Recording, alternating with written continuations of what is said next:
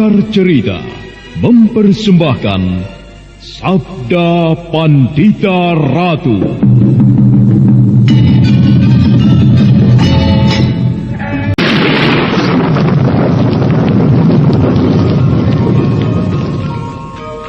Sabda Pandita Ratu. Naskah ditulis oleh Pondra Swasti Langit, diolah oleh Agung Bahrodi, didukung oleh artis-artis terkemuka Ferry Fadli, Eli Ermawati, M. Abud, Ivone Rose, dan lain-lain. Teknik dan montase Ibing Arifin, dengan sutradara Dian Pertiwi. Sabda Pandita Ratu. Kali ini dalam episode ke-12 dengan judul Candi Swambara Budura. Perkataan Diposari bahwa jangan-jangan Ken Arok berada di Ganter sangat mengejutkan Rangga Lampitan dan Rudra Pondo.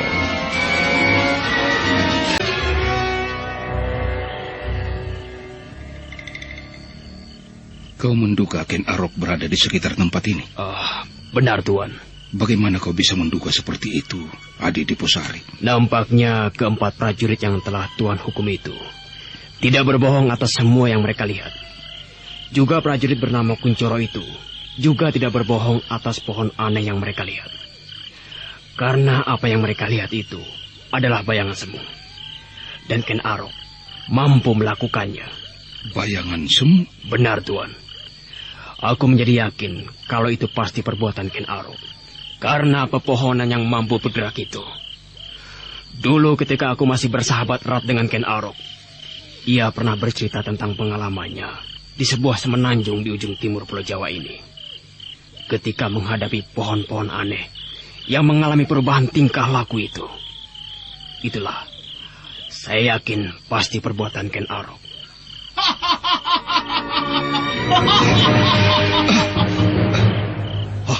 Dia. Iya, ternyata benar.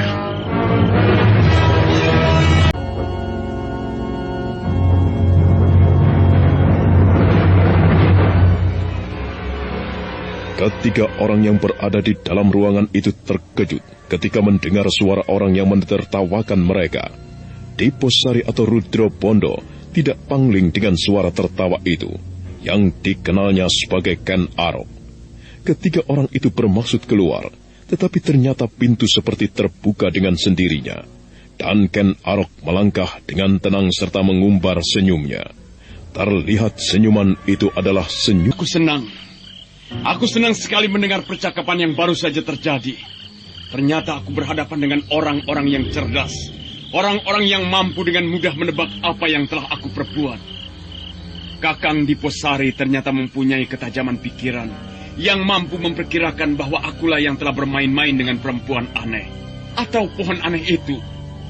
Dan Tuan Rangga Lampitan mampu memperhitungkan bahwa keberadaanku di Sanggar Pamujan adalah sebuah kebohongan dan sebenarnya aku sedang keluyuran. Aku senang sekali. Selamat datang, aku Ken Arok. Aku pribadi juga merasa kagum dengan apa saja yang telah kau perbuat.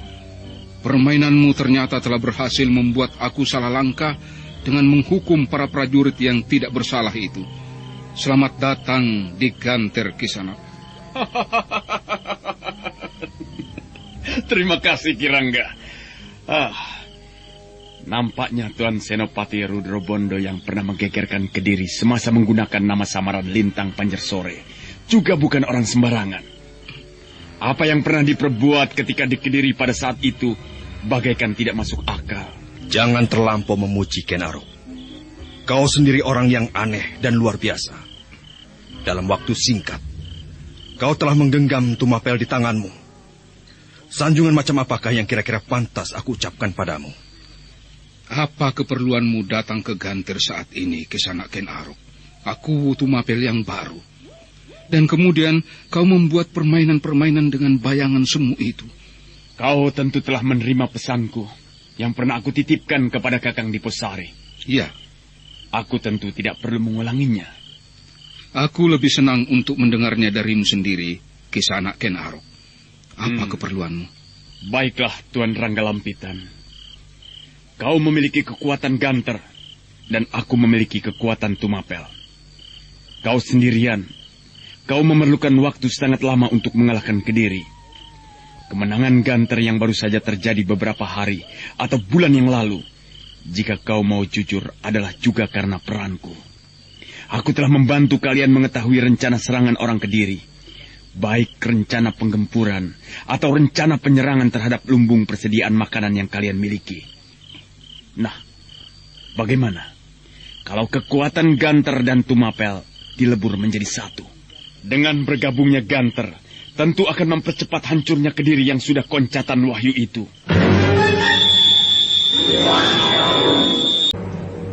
Tertata rapi kata demi kata yang mengalir dari mulut Ken Arok itu, belak-belakan dan tidak bertele-tele, langsung pada pokok persoalan yang dipercakapkan. Rangga Lampitan nampak mengangguk-anggukan kepala. Dia merasakan kesungguhan di dalam kata-kata pemuda yang pantas menjadi anaknya itu, namun mempunyai perbawa yang luar biasa.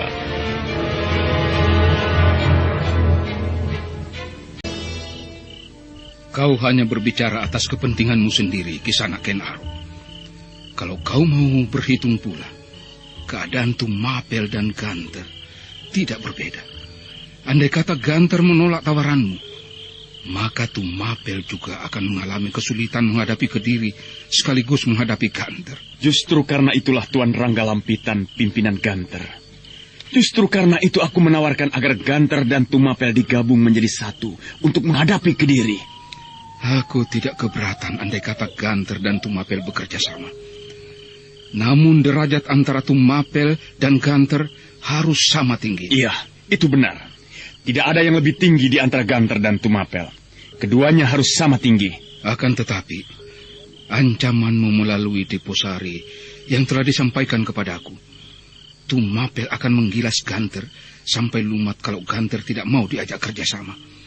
Itu sudah menunjukkan bahwa Tumapel memandang hanya dengan sebelah mata kepada Ganter. Yang aku maksud bukan sesederhana yang kau tangkap, Tuan Rangga Lampitan. Akan tetapi, lebih jauh dari itu. Aku menghendaki jabatan raja. Aku menghendaki jabatan pimpinan. Aku menghendaki, akulah yang akan mengendalikan pasukan segelar sepapan gabungan dari Tumapel dan Ganter. Karena tidak mungkin ada dua pimpinan sekaligus. Pimpinan harus seorang, dan rajanya juga harus punya seorang. Bagaimana kalau akulah yang akan menjadi panglima, Manggala Yuda Agung? Sayang sekali. Aku yang harus menjadi Manggala Yuda Agung, yang mengendalikan jalannya peperangan yang akan terjadi. Itu syaratku. Jika kau menolak, maka seperti janjiku, Tumapel akan menggilas Kediri dan Ganter sekaligus. Bukannya aku bermaksud menyombong. Namun jika kau menolak, kau justru akan mengalami kesulitan. Kau memberikan pilihan yang sama-sama pahit, Ken Arok. Dan kau hanya menginginkan yang manis-manis. Tidak, Tuan. Kelak jika peperangan ini telah berakhir dan sebuah negara baru bernama Singasari berdiri, akulah rajanya. Dan Tuan berhak mendapatkan jabatan tertinggi setelah raja, Mahapati. Kau salah, Ken Arok. Aku salah menduga. Aku salah menghitung.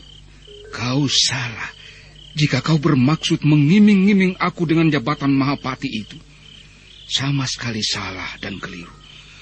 Aku tidak menghendaki jabatan apapun. Yang aku kehendaki adalah sebuah cita-cita. Hanya itu. Selama ini aku merasa prihatin dengan perkembangan yang terjadi di Kediri.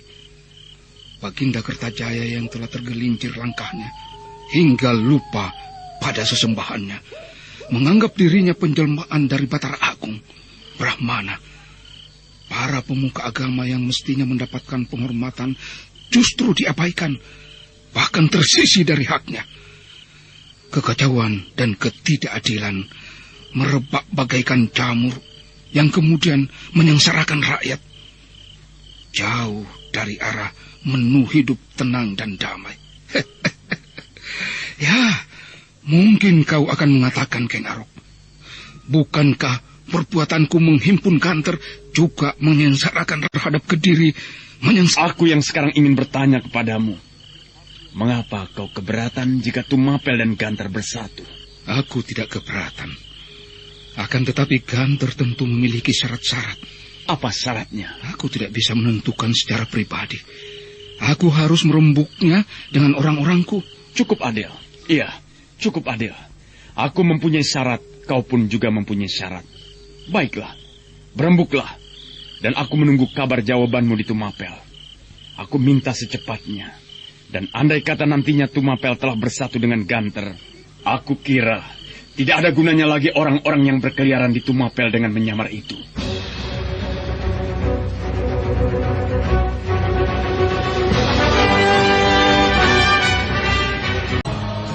Demikianlah, dengan tanpa basa-basi atau berbicara bertele-tele, Ken Arok segera meninggalkan tempat itu.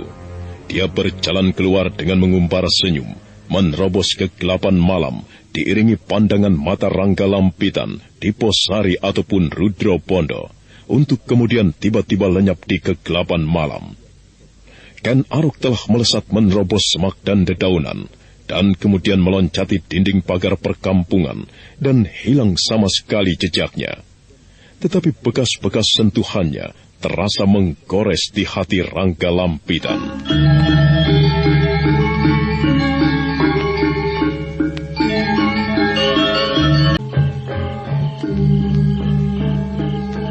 Bagaimana Kakang? Apakah Kakang akan menyetujui syarat-syarat itu? Bagaimana menurutmu? Apakah aku yang harus menjadi raja? Atau kau yang harus duduk menjadi raja? Tentu tidak. Aku melihat Ken Arok adalah sebagai sebuah keharusan yang tidak bisa ditawar-tawar lagi. Benar kata orang yang pernah bertemu dengannya dan kemudian menyebutnya sebagai kekasih dewa-dewa, calon raja. Aku juga melihat pertanda semacam itu pada dirinya. Lalu? Meski demikian, penggabungan antara Tumapel dan Ganter ini tetap harus dibicarakan di antara kita semua. Besok pagi, aku akan memimpinnya langsung. Baik, aku sependapat. Keempat prajurit yang ternyata tidak bersalah itu harus dibebaskan.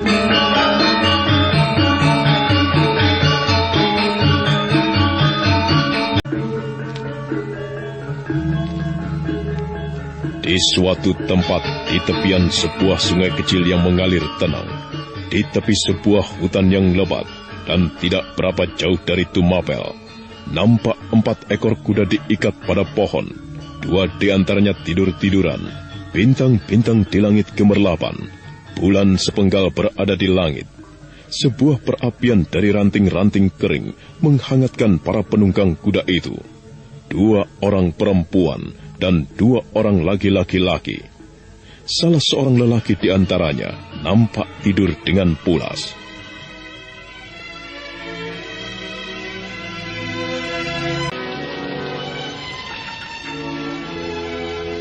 Berbagai tempat telah kita jelajahi. Kita menerobos hutan, mendaki bukit, melintasi gunung. Beberapa kali bertemu dengan perampok. Beberapa kali berurusan dengan orang-orang yang memiliki ilmu kanuragan. Tetapi Kakang Kameswara seperti hilang. Tidak ada jejak-jejaknya sama sekali. Lalu kemana lagi kita harus pergi, Bibi Kensiwi? Mungkin ke Panawijen. Di Panawijen kita akan bisa mendapatkan keterangan. Apakah Kakang Kameswara akan kembali lagi ke tempat itu? Rasanya tidak mungkin. Ya, siapa tahu. Kita bisa mendapatkan keterangan di sana. Sebaiknya tidurlah. Besok pagi kita akan bangun dengan badan segar dan dapat melanjutkan perjalanan kembali. Tetapi aku belum ngantuk, Bibi. Kau juga, Bibi. Biarlah aku yang begadang menjaga. Kemarin malam kau tidak jaga? Ya, tidak apa-apa. Aku sudah terbiasa tidak tidur beberapa malam. Silakan Bibi dan Rastri Kande, tidurlah.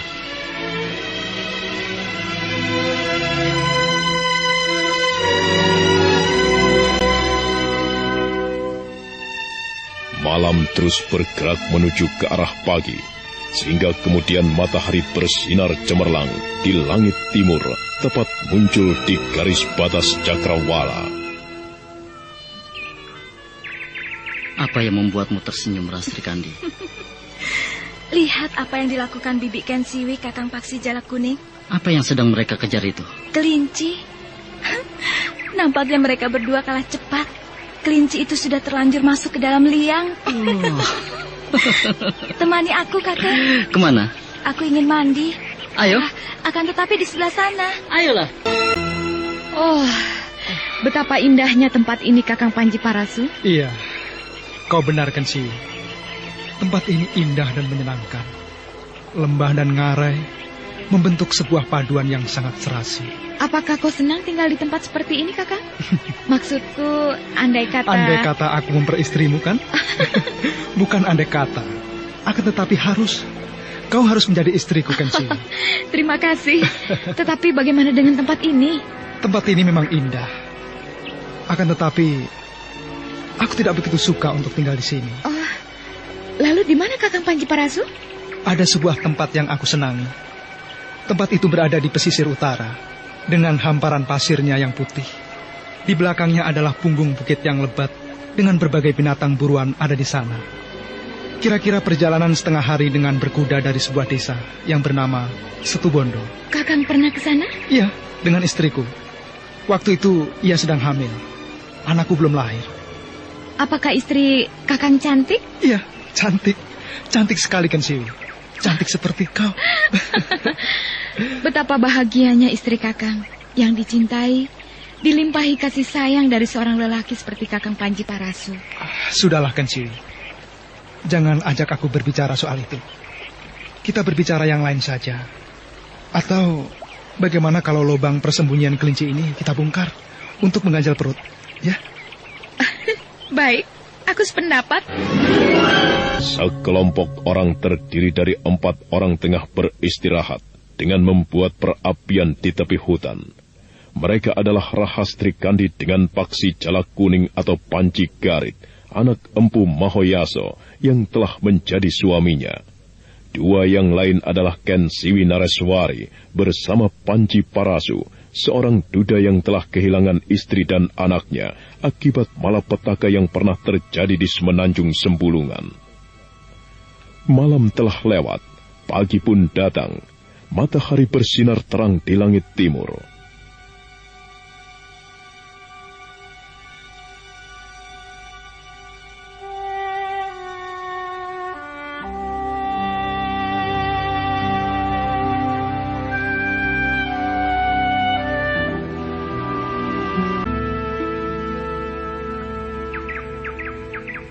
Kau sudah mandi, Rahastri Kandi? Sudah, Bibi.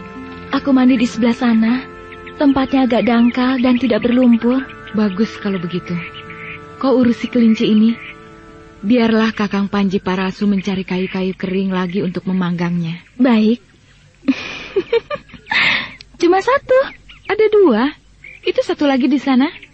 Mana suamimu? Masih mandi. Kalau begitu, aku belum bisa mandi sekarang. Baiklah. Mari kita kuliti bersama-sama. Dengan tidak merasa canggung karena sudah terbiasa, Ken Siwi Nareswari dan Rahastri Kandi segera menguliti kelinci yang berhasil ditangkapnya. Sementara Panji Parasu telah kembali pula mengumpulkan ranting-ranting kering. Perapian yang semula hampir padam kembali menyala terang. Hari merambat siang ketika 4 orang itu telah siap untuk melanjutkan perjalanan kembali.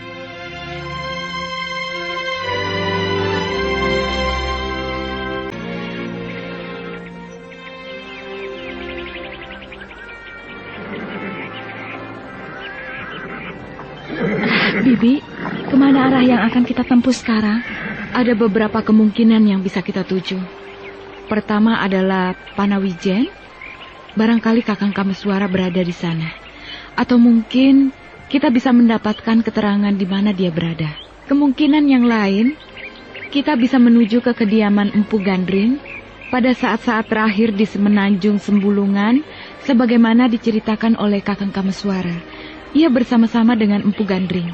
Bibi, sementara di manakah saat ini kita berada? Mungkin sudah dekat dengan kota Raja Kediri. Atau, entahlah, kita bisa bertanya kepada orang yang kita temui di perjalanan. Nah, kita tidak perlu berlama-lama di sini. Mari, kita berangkat.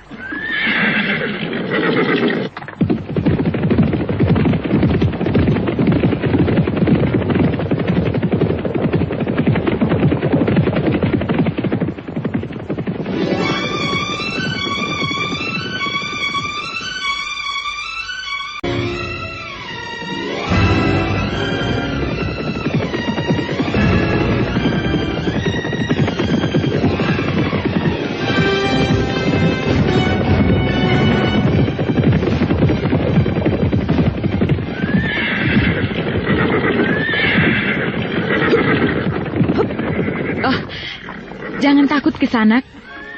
Kami hanya ingin numpang tanya. Jangan takut. Tidak usah takut. Kalian mau apa?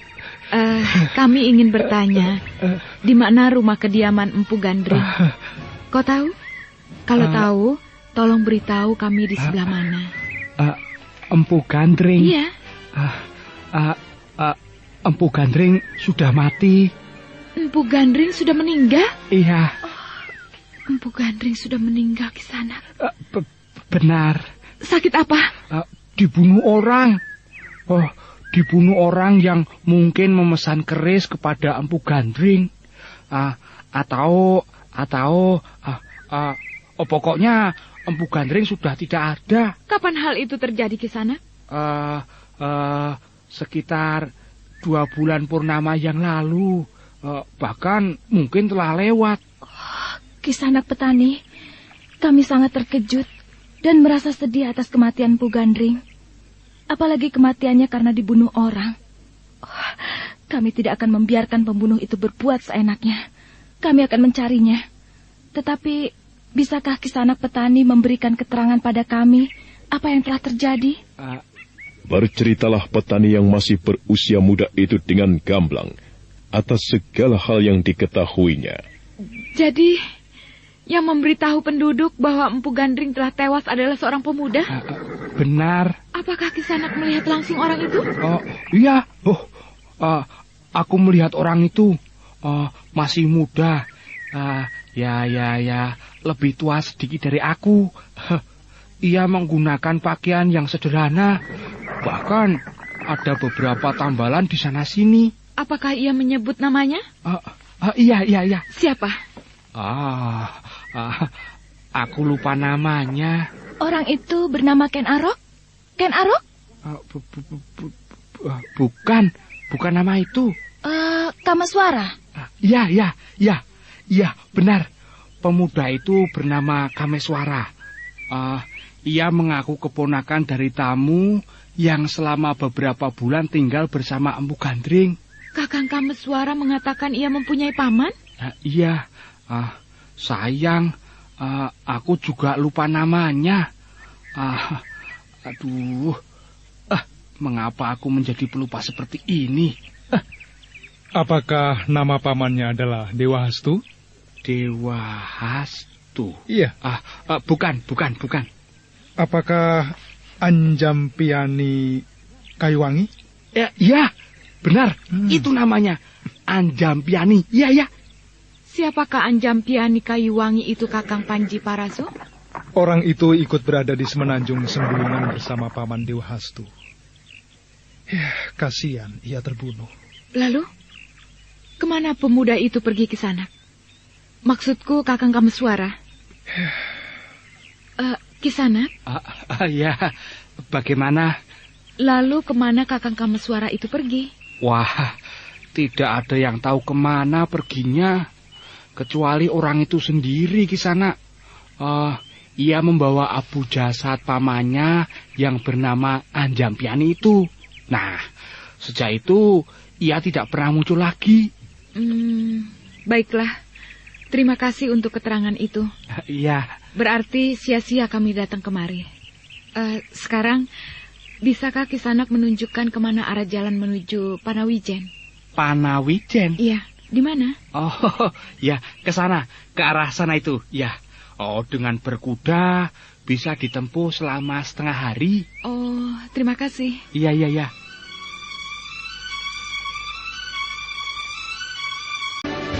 Dengan berbekal keterangan yang didapat dari penduduk itu, Ken Siwi dan rombongannya kemudian melanjutkan perjalanan kembali.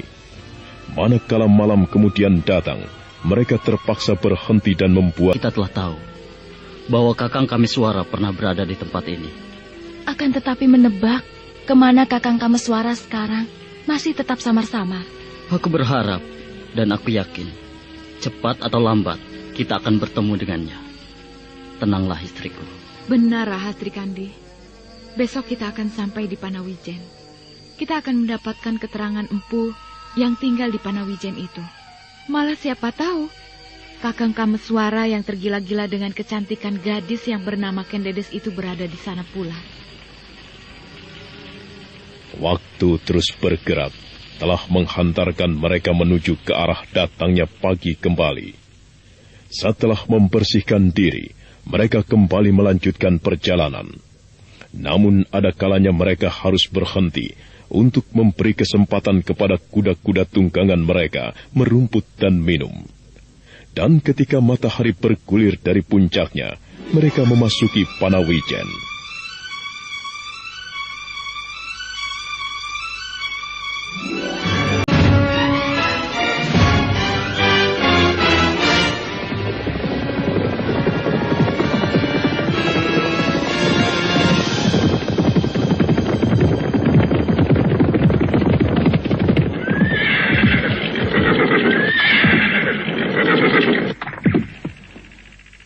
Berhenti, Rahastri Kandi. Hei, kenapa kau? Aku ingat, aku dulu pernah berkuda sampai di tempat ini. Di sana terdapat telaga. Aku ingat semuanya. Aku teringat semuanya. Aku ingat lagi. Rahastri, sudahlah. Jangan kau ingat-ingat lagi. Jangan kau biarkan pikiranmu terkenang pada yang sudah berlalu. Benar, Rahastri Kandi. Jangan pikirkan malapetaka yang pernah menimpamu itu. Semuanya telah lewat. Kau akan tersiksa jika kau berusaha mengenangnya. Lupakanlah. Saruni! Saruni! Runi! Coba! Kau cantik. Ciluku ya. Tidak. Rahastri! Tunggu, Rahastri! Tunggu!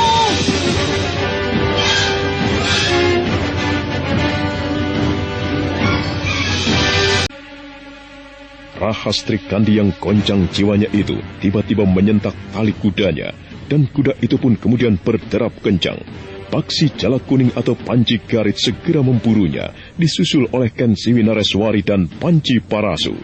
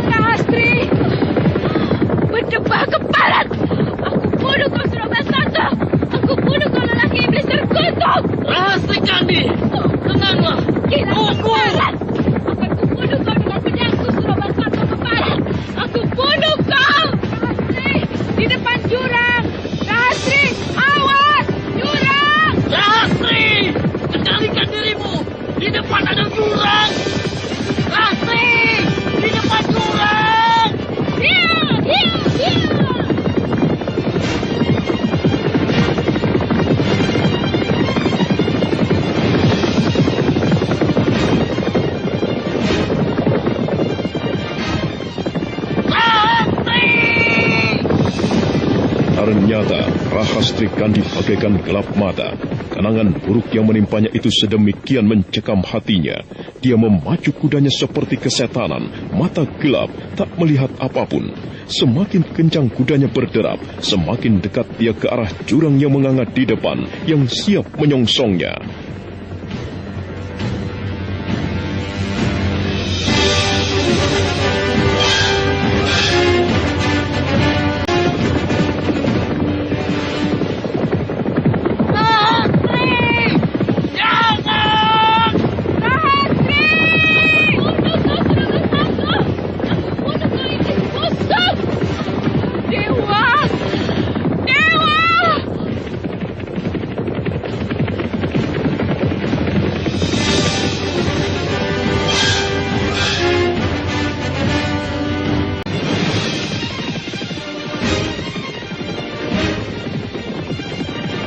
Ken Siwi Nareswari dan Panji Garit serta Panji Parasu semakin panik. Jarak yang jauh telah menutup kemungkinan bagi mereka untuk menolong Rahastri Kandi. Jurang itu semakin dekat dan semakin dekat. Tetapi tiba-tiba...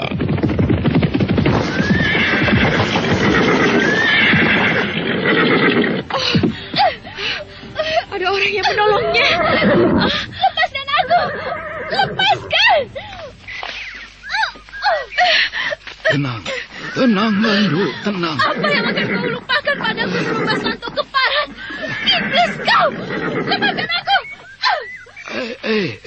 Rahastri Kandi. Bukankah kau Rahastri Kandi? Lihatlah aku. Ini aku, Paman Purwa. Lihat aku baik-baik, Nduk. Lihatlah dan endapkanlah di hatimu. Paman Empu Purwa Suci. Nah, kau sudah ingat. Paman Empu Purwa. Untunglah Paman berada di sini. Andai kata Paman tidak sedang berada di sini, Rahastri Kandi tentu telah masuk ke dalam jurang. Oh, Rastri, kenapa denganmu, Nduk? Kau baru saja berbuat sesuatu yang membahayakan dirimu, Rahastri. Kau lihat, apa yang berada di depanmu itu? Jurang. Kau nyaris ditelan jurang, Rahastri. Sudahlah, Rahastri Kandi. Tenangkan dirimu. Semuanya telah lewat. Sudah lewat. Untuk apa kau menyiksa diri dengan kenangan buruk itu? Agaknya anak mas perempat datang karena ada keperluan denganku. Benarkah? Iya. Benar, Paman Empu Purwa. Kalau begitu, ayo mari. Kebetulan aku berada di sekitar tempat ini hanya untuk mengurai kegelisahan. Mari anak mas, kita berbicara berbagai hal di rumah. Ayo.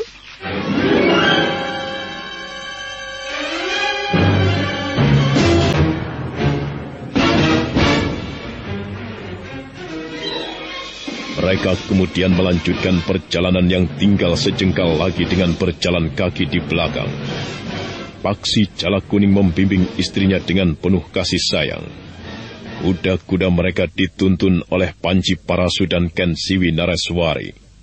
Ken Siwi dan Rahastri Kandi yang pernah datang di tempat itu segera dapat mengenali sudut-sudut jalan yang pernah mereka lihat dan lewati.